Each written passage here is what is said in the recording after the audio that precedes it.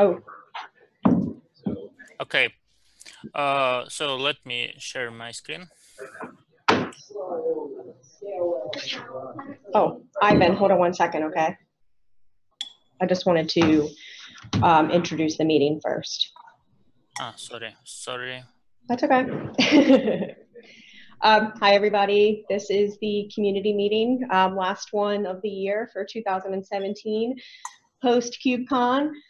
We rolled off an awesome conference, so hopefully everybody's well rested for the new year, so we can start on some awesome features and things for next year. Just a reminder that this is being recorded and also publicly streamed via YouTube. And we do have a full schedule today. We also have a new addition to the schedule, which is Chart of the Week, which is from DevStats. And our first up is Ivan, and he'll be giving a demo for us. Ivan, you have about 10 minutes to do that. So go ahead, take it away. Okay. So let me share my screen. Can you see my screen now?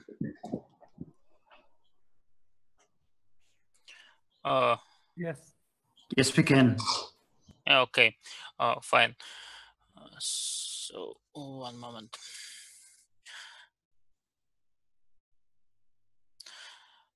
Hello, this is Ivan Shudunov. I work at Mirantis, and this is a presentation and a demo of Vertlet, our solution for running VMs on Kubernetes clusters.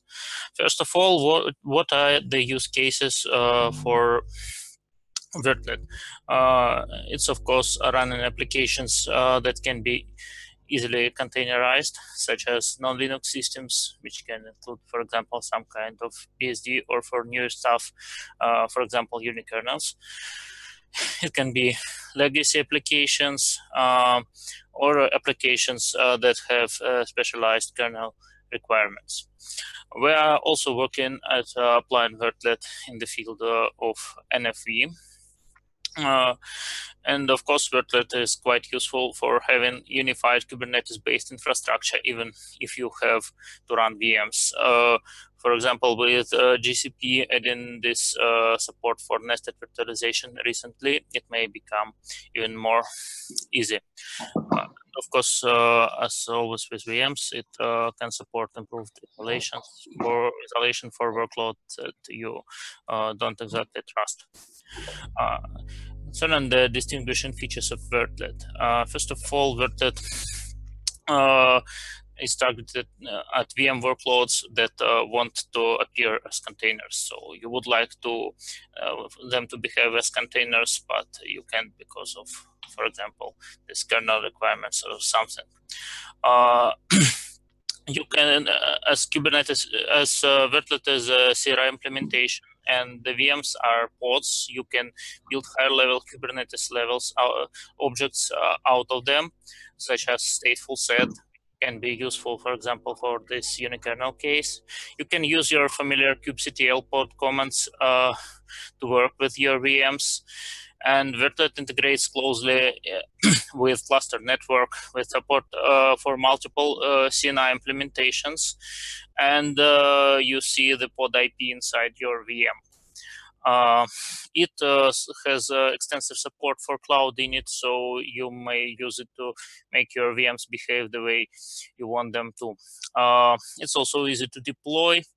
The CRI proxy package, you don't have to make the deployment of nodes that run Vertlet very special, because CRI proxy allows you to run Vertlet as a daemon set and also have system pods such as kube proxy to be run as Docker pods on the same node. And thanks for that, there's also simple and fast demo script that you can use to try Vertlet. Concerning VM pods, so here you can see an example of such pod. It has some annotation and image prefix for this multiple runtime CRI proxy feature. You can use your typical commands to manipulate this pod. We even may have kubectl exec at some point, but for now we have create, delete, attach, port forward, and logs. You can mount some volumes into your pods. This includes secrets and config maps that actually get injected using Cloud Init. And also there's some Vertlet specific flex volumes that you may use to add some space, use Ceph or raw devices in your VMs. Cloud Init can be used too for different stuff like adding SSH keys and supporting advanced network setups and so on. Next, as of networking, via as I already mentioned, VM pods are first-class citizens in cluster network. So pod IP is used inside VM. You can use Kubernetes services that target VMs. You can use TCP and HTTP readiness probes. And besides usual popular CNI implementations, we support some more exotic stuff like OpenContrail. We have SRIOV support and works. We support CNI Jenny for people who may need to run several CNI implementations at once. So let me show you a simple demo of how it works. So for instance,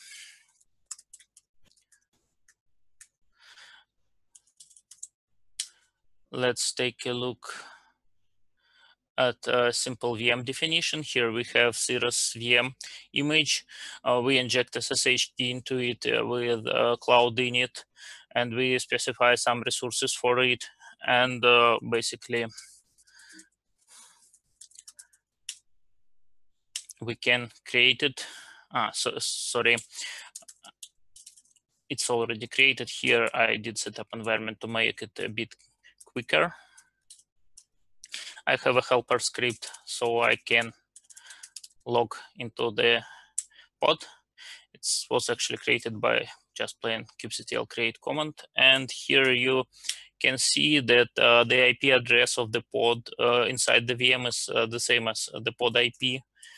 And you can access the internet from there, and you can access cluster services.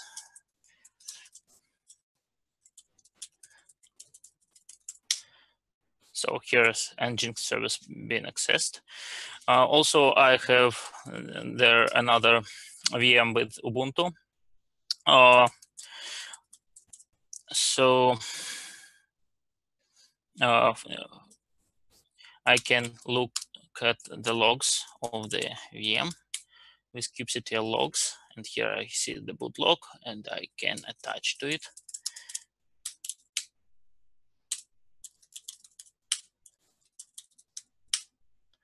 So here I am inside the Ubuntu VM.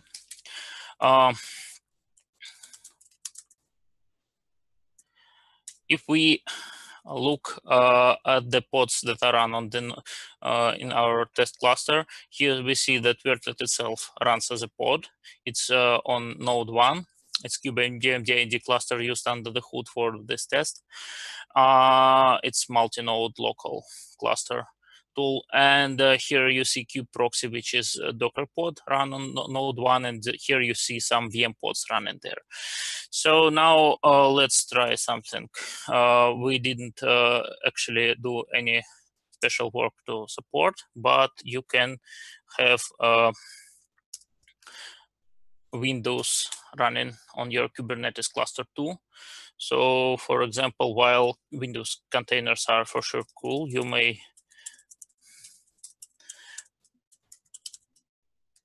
not want to invest into Windows-based node infrastructure in your cluster. One moment.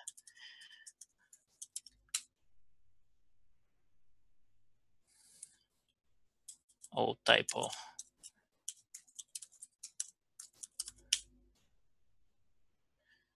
So here I logged into Windows, and I'm starting Chrome, and let's try access Kubernetes service, in this case, the dashboard from inside the VM. And here you can see that it's easily accessible.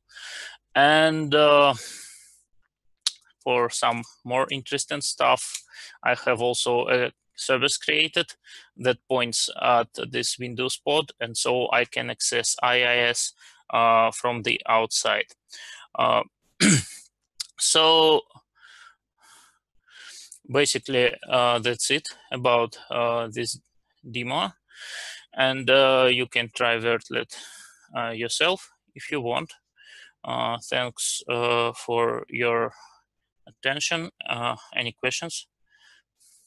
Yeah, I see some questions in chat. Yes, I will link the slides after the demo from the notes. We also have another one in chat too. Is virtual kubelet similar to Vertlet?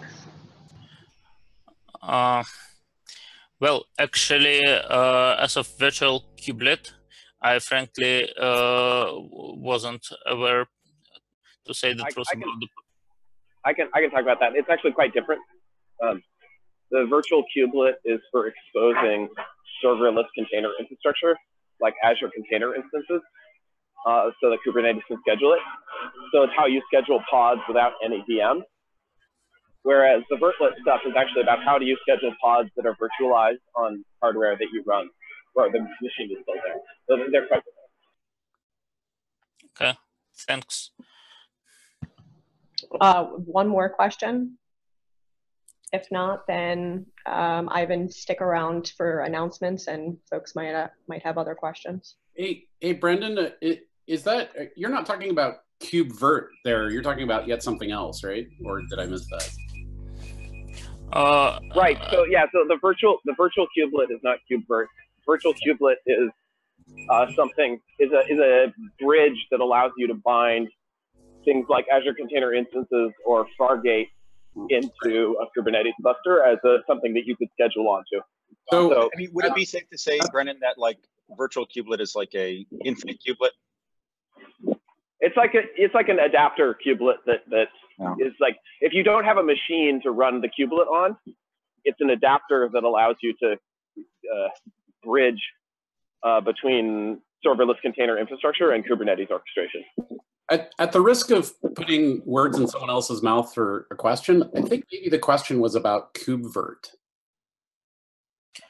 That could be. Well, you mean what's actually the difference between KubeVirt and Vertlet? Yes, I'm interested in that anyway, so I'll ask the question. What about?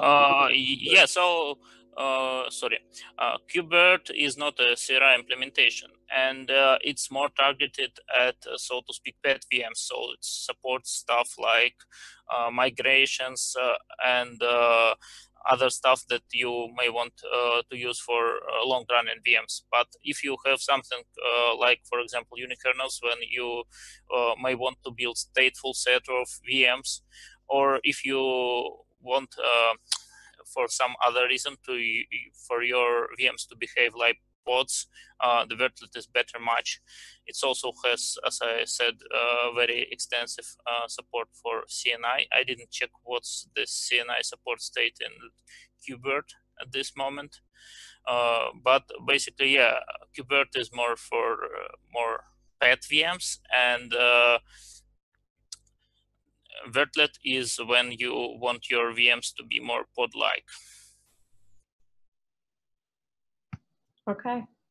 All right. Thanks again, Ivan. Next up, we have some release updates. Ihor, take it away. Yep. Can you hear me? All good. Perfect. So today I'm speaking about 1.9 release on behalf of the Kubernetes 1.9 release team. I'm the features lead of 1.9 release. And right now, the entire team is meeting at the burn down meeting and defining the final status of the release. So unfortunately, yesterday we had our plan to cut the release, but due to several issues, we've decided to move the date to Friday. Right now, we have several issues that may affect their release. At the same time, we have solutions for all of them. So it is expected that that we'll have 1.9 release ready tomorrow. And if you're interested in the current status of the release, you have a great chance to review the meeting notes right here in the community meeting notes. We have the link to Kubernetes 1.9 release burn down, and you can check the release status in real time. That's all from me. Thanks, Igor. Any questions? We do have a couple minutes of Slack if anybody has any questions for Igor. All right. Thank you. And next is our shiny new feature of the community meeting. We're dubbing Chart of the Week. Garrett,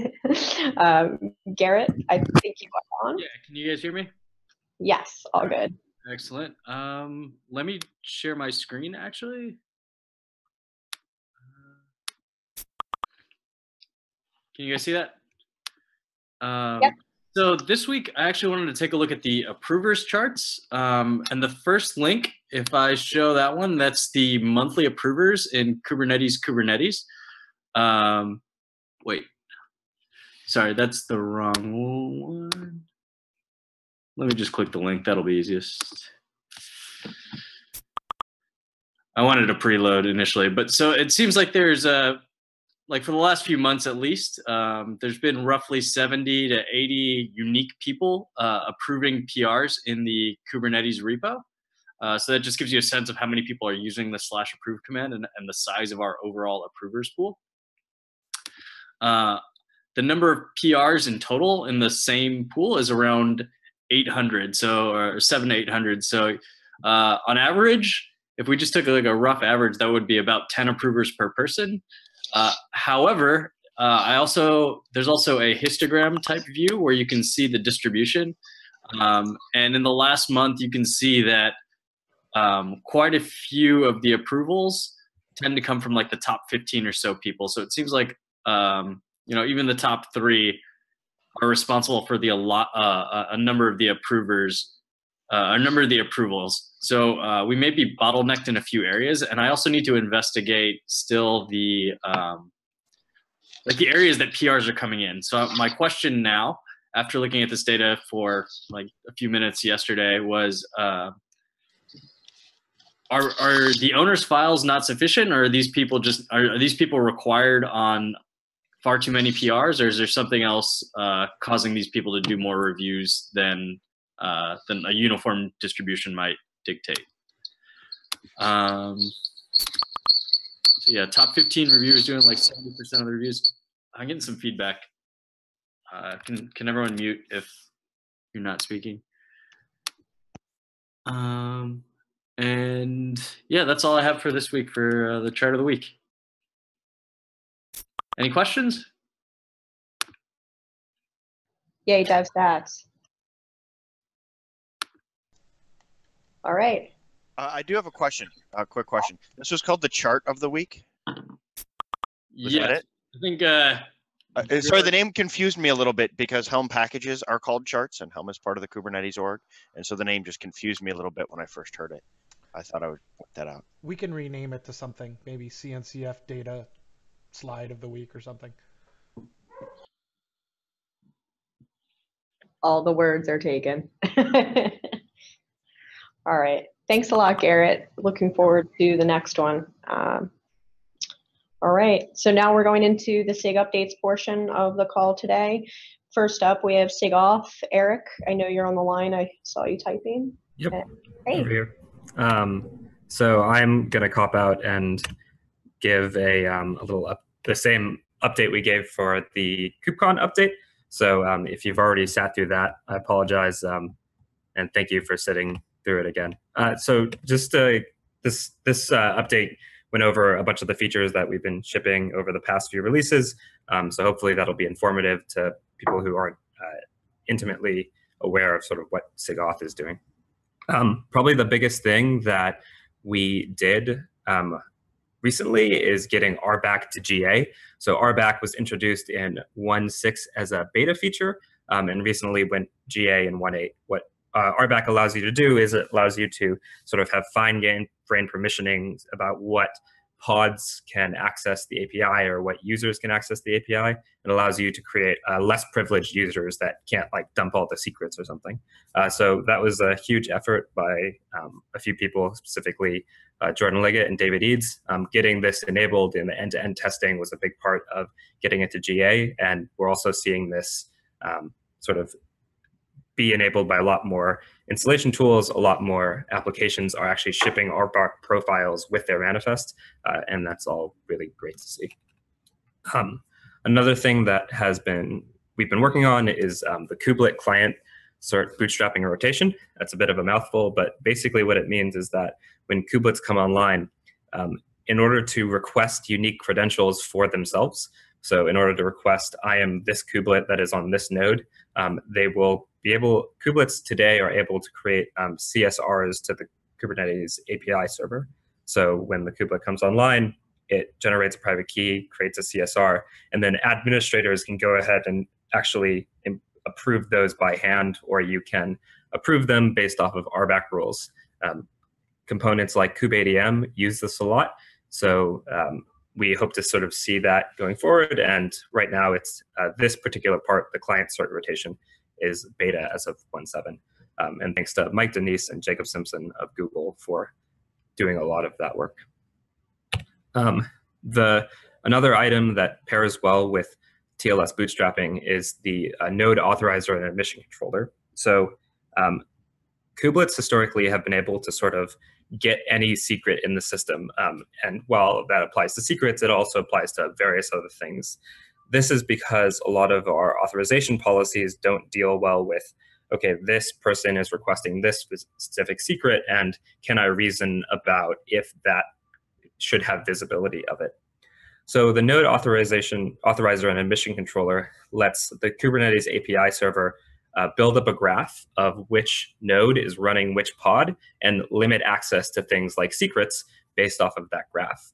So what it could say is that this node is running this pod with this secret, so I'm going to allow that node to get that secret. But if it tries to get a different secret, it's not running a pod that would require it, and therefore I'm not going to give it. This lets us isolate nodes much, much better, and sort of is part of this ongoing effort to make sure that if you take over a node, you don't automatically just take over a cluster. And it requires unique credentials, which is why it pairs well with some of the TLS bootstrapping stuff. And thanks to Jordan Liggett, who did a lot of the work to get this in, and that's beta as of 1.7. Pod security policies have gotten a lot of updates over the 1.8 and now in 1.9 cycle.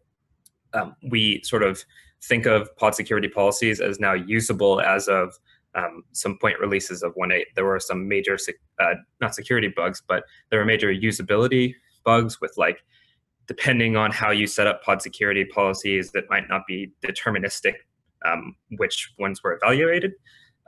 So pod security policies are ways that you can create namespaces where users cannot create pods that mount arbitrary volumes, run host networking, do privileged things in general, and is another effort to, in this sort of multi-tenancy world of, we do not want people to be able to escalate just because they can create pods.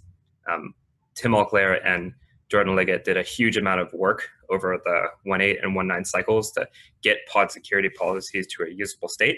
And 1.9 is sort of when we want the community to start experimenting and really using these, even though they've been beta for a bit.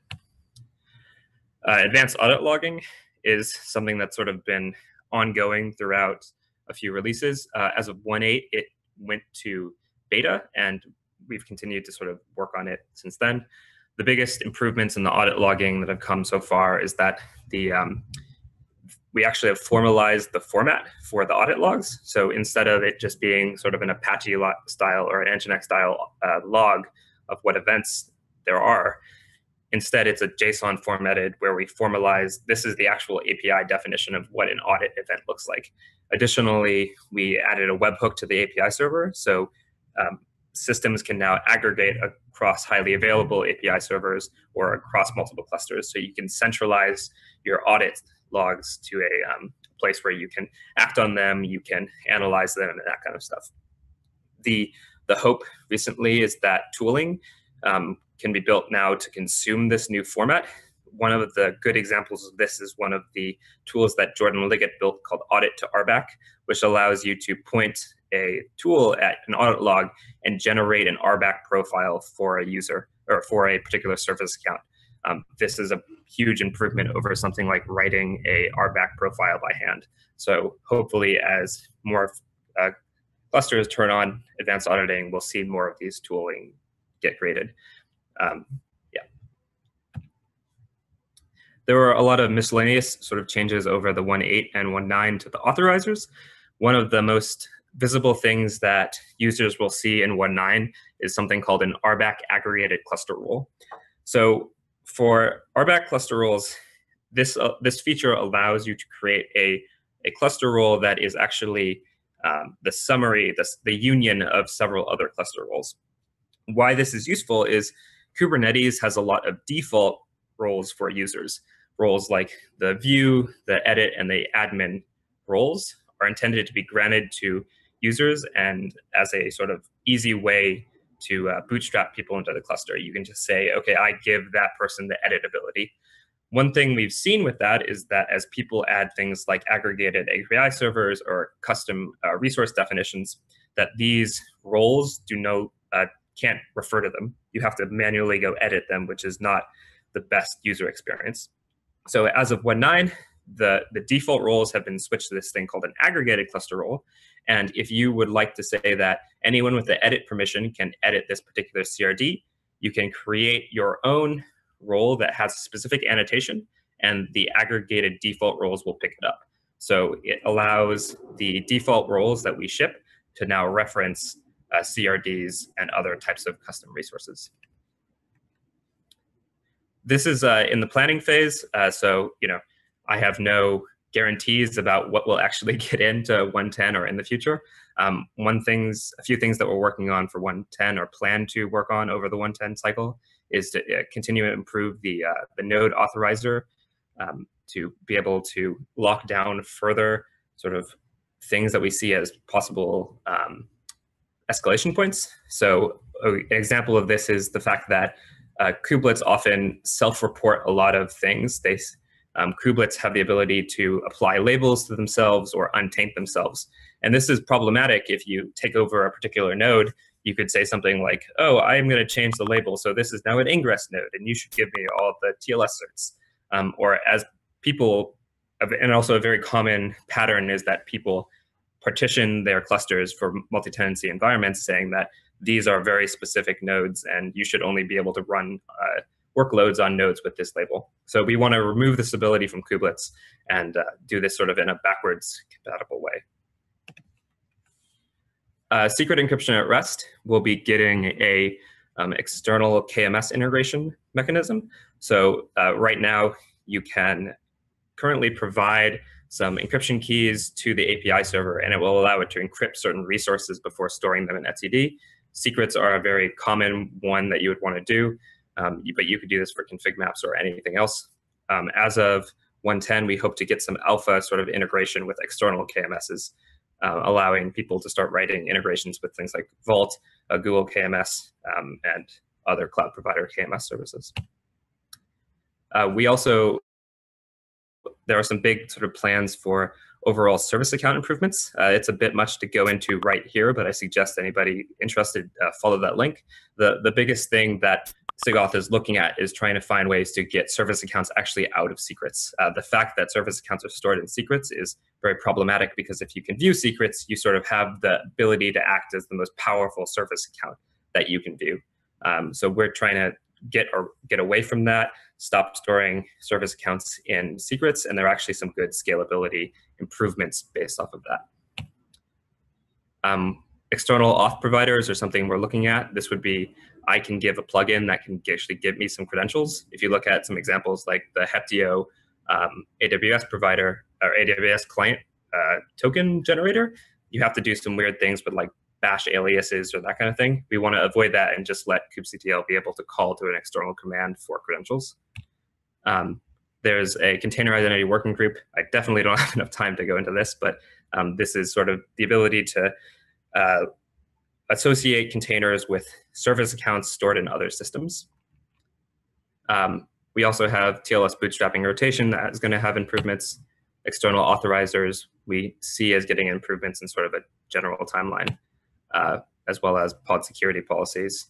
And finally, docs. A big thing that came out of KubeCon is that there are a lot of security efforts that are going around in terms of people identifying sort of failure domains and hardening recommendations. We want to formalize those and keep those up to date for the general community. So I think I'm out of time, but thanks. And if anybody has any questions, that'd be great. And just a note for folks, the slides are in the community notes. If you'd like to take a peek at those later. All right. Last call for questions for Eric. All right. So Rahul sent me a note that he could no longer make the meeting. Unfortunately, something came up. Rahul was representing SIG UI. I actually want to put a call out for him though in the slides, and I'll put it in the chat. I mean, slides in the notes, and I'll put it in the chat, is a link to a dashboard user survey that SIG UI has recently created. They're about to undergo some major plans for next year. So the poll would be very much appreciated if you take that. And then that's it for that. And then we'll go into SIG Windows. And I know, Michael, you're on the line. Yeah, hi everybody. So lots of excitement happening in SIG Windows lately. So we'll give you guys the high-level updates. So we released alpha last year in December with 1.5, and we're excited to announce that we're going to beta with 1.9. So we had a couple of close calls at the end. So we had a couple of late merging PRs, but the team worked really hard towards the end, and we were able to complete all our work to make it to beta. So some of the notable features that are coming in with beta are particularly around the area of networking. So we've made a lot of investments, primarily Microsoft, in the area of the host networking service on Docker for Windows Server containers and Hyper-V containers. And we're able to leverage that to create a variety of network plugins for Kubernetes that are going to allow our users to kind of take our work and be at least up to par with some of the networking solutions in Linux. Specifically with 1.9, we're going to have 3 network plugins that are going to come out. One of them is an Win overlay plugin based on WinCNI. We're going to have a bridge plugin, as well as an OVN OVS overlay plugin. Some of these are going to allow you to have a similar pod abstraction as in Linux, as being able to ship multiple containers in the single pod. So that was huge for us to accomplish. And then we also have a few more network plugins that are in the pipeline, some of them actually nearing completion, including support for Flannel that's going to come out in the near future. We'll also have an OVN and OVS network plugin without overlays sometime in the first quarter of next year. In addition to the networking work, the team concentrated on providing support for beta for a lot of Kubernetes existing features like config maps, secrets, volumes on Windows, the CRI and all performance pod and node stats that are coming out, as well as support for auto scaling. So all of that kind of brings us to today. We are super excited to get this feature to beta and get it in the hands of customers and start using it. And starting with next year, we know we're going to have to fix a wide variety of bugs that are going to come out from customers, as well as we have some big ticket items that we need to address, including adding an end-to-end automated testing pipeline of Windows Server containers on Kubernetes. So that's one of the things we're missing today. Like, we don't have automated tests across the board for Windows, and we need to add that. That's all the updates that I had from the SIG. Any questions for Michael? All right. Thanks so much, Michael. All right, so we're moving on to the announcement section. We do have a few announcements. First, we are not meeting next week. We're actually or the week after. So please just take note on that. As always, our calendars are on kubernetes.io community. Next announcement is that there is a new working group. It's working group multi-tenancy. The README is located in the community notes for today. They also have a Slack channel and a mailing list. Please feel free to join and contribute if you see fit. Last week at KubeCon, well, pre-KubeCon, we did have the next installment of the Contributor Summit, which we did get 100% notes, which is awesome. Thank you so much to all the note takers, leads, and everybody that participated in the Contributor Summit. It was a really great day. You can find all of the notes within the community repo. Link is in the community notes as well. I'll post in chat in a second too. The next KubeCon will be located in Copenhagen on May 2nd through 4th. Call for proposals has started there. The last day and the deadline is my birthday, if anybody is keeping notes, January 12th. And please visit the link on the community page for the direct link for CFP. Also, all of these notes that are in the community doc will be archived by George. Next year, we will mostly start archiving these quarterly, just to make it so that the page does not, or the doc does not load for 45 minutes like it currently does. So anyone else have any announcements, updates, questions, anything like that before we adjourn? Just one note from me. Speaking about KubeCon Cloud Native Con, if you are not willing or don't have desire to speak at the KubeCon, but you'd like to attend this event, please note that the early pricing deadline is January 12th as well. So we have less than a month to pick up the best price for your tickets. All right. Thanks, Igor. Last call. Paris, I have an announcement. This is Arun. Sorry, my voice is pretty fake right now. Docker, as a Docker captain, we got an early access to Docker for Mac. And now essentially what they announced at DockerCon Copenhagen, now in Docker, I have the ability to choose Swarm or Kubernetes, either of those as an orchestration framework. So Docker for Mac, I've been playing with it since yesterday. So Docker for Mac would be a reasonable alternative for people to, when it is generally available, to spin up your local Kubernetes cluster as well.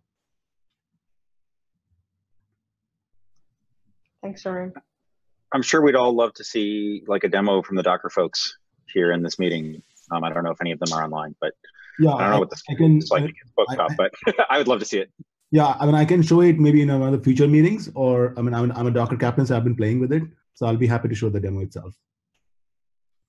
It'd be great to see somebody from Docker getting involved.